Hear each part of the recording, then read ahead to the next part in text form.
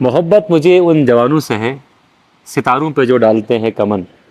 जी हाँ, बिल्कुल, बल्तिस्तान को मुहिम जो अफराद की सरज़मीन कहा जाता है, ख़ास तौर पर स्कर्दू मुहिम जोई के लिए, और मुहिम जो अफराद के हवाले से मशहूर है।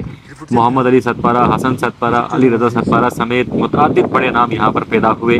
अब जो हमारे यंगस्टर्स हैं, वो भी कोहिमा की तरफ आ रहे हैं। गुज़िश्ता दिनों की बात है कि गिलगित बल्तिस्तान फ़ोटोग्राफ़र एसोसिएशन के अहदेदारान और स्कर्दू टीवी के हमारे जो लेजेंडरी हमारे एम्बेसडर्स हैं, आसिफ अशूर और मोहम्मद उवैस जानी, और इनकी टीम ने 6400 मीटर बुलंद चोटी खुसरोगंग सबमिट की है। और ये गैर मामूली वाक़या है, इसलिए कि ये प्रॉपरली कोहपेमा नहीं है, लेकिन इसके बावजूद भी बगैर तैयारी के ये 6400 की बुलंदी पर पहुँचे। वहाँ पर इन्होंने सब हिलाली परचम लहराया, और साथ साथ स्कर्दू टीवी को भी इन्होंने ट्रिब्यूट पेश किया।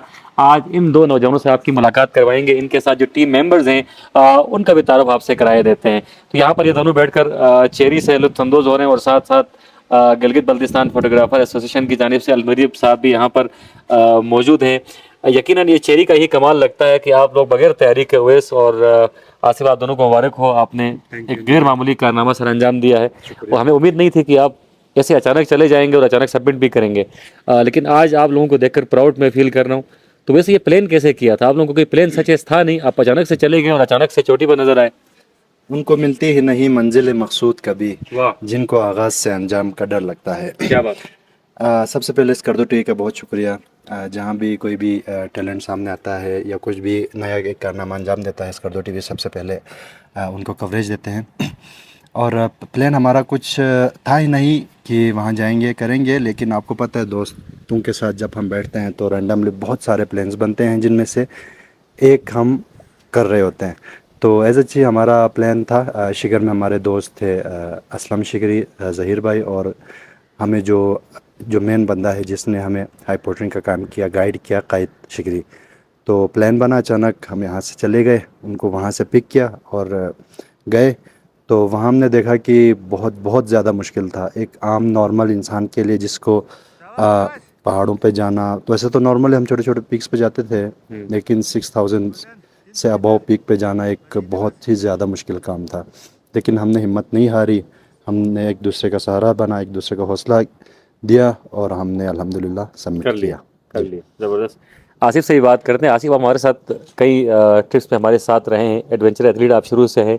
लेकिन जिस तरह अभी उवैस ने कहा कि क्लाइंबिंग जो है एक अलग शोबा है, इसके लिए प्रॉपर तैयारी करनी पड़ती है, क्लेमेटाइज होना पड़ता है, किट चाहिए होता है। लेकिन आप लोगों के पास किट भी नहीं था, क्लेमेटाइज भी आप लोग नहीं थे, अचानक से दोस्तों ने प्रोग्राम बना लिया और आप चले गए।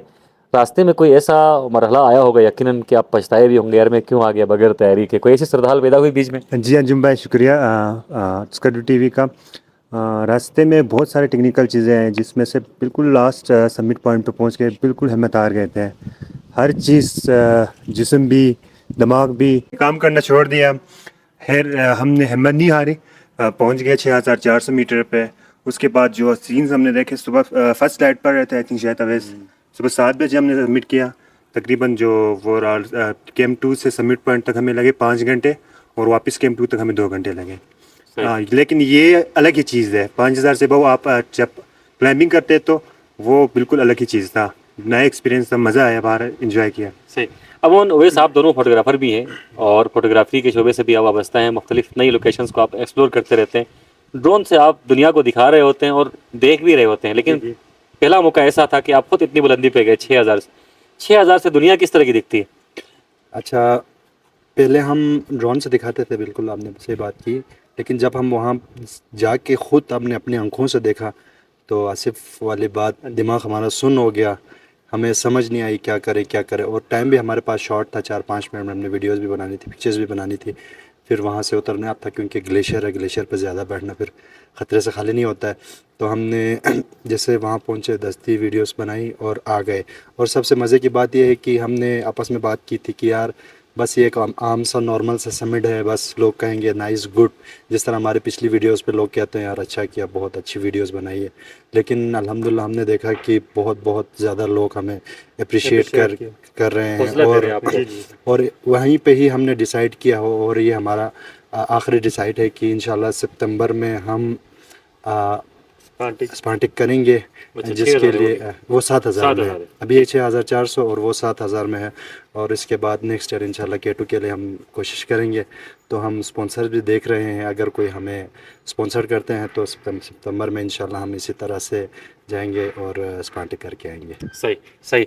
आखिरी सवाल आपसे करना चाहूँगा, चूँकि आप बोलते कम हैं और करते ज़्यादा हैं, फोटोग्राफी आपका शोबा है, तो आपकी जो तस्वीरें हैं, आपकी वीडियोस बोलती हैं।